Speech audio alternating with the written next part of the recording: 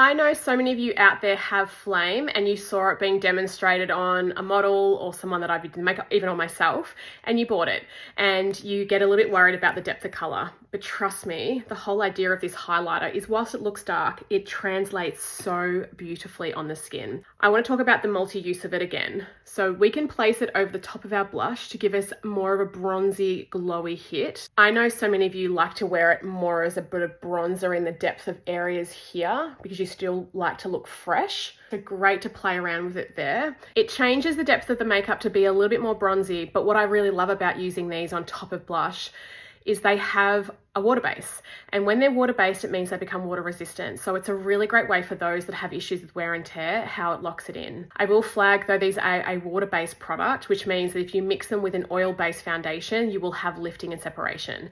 So unless you are one that wears a really emollient, really oily foundation, you should be fine. Those that wear more of a sheerer skin, these look phenomenal on, or those that like to wear more of a sort of set makeup, great. But if someone in between that has more of an emollient, sort of fresher skin with a bit more coverage, you might find you get a bit of lift. I'm now getting Flux with brush 2 and placing it on the highest part of my apple.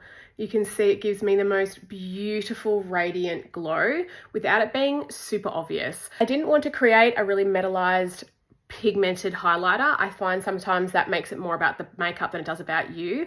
I wanted to create a highlight that when you walk past you went, wow, she looks really gorgeous, as opposed to, whoa, there's a highlighter. These are absolutely beautiful in the way the pearl is created in these, so they look really natural on the skin whilst giving you that gorgeous radiant glow.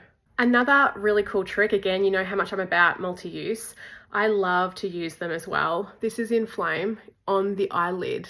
It gives a beautiful bronzy hit. Great for those that don't like to wear too many powdery eyeshadows on their eye. Use more liquids or creams because it looks better on the texture. I understand completely, but this looks so beautiful and skin-like on the eyelid. So a really lovely natural way of getting that bronzy hit without it looking too powdery or too makeup-y. I personally love to use Flux on the highest part of my arch. I think as I'm getting older, I don't love to use a really textured or a powdery, shimmery eyeshadow on my brow bone anymore. I think it looks too obvious and too makeup-y, but using Flux, because it's so skin-like, it does its job. It lifts and creates highlight in that area, but it's super natural and doesn't look makeup-y. So a great way of using that product for those that don't like to be wearing obvious makeup on the skin. And there you have it.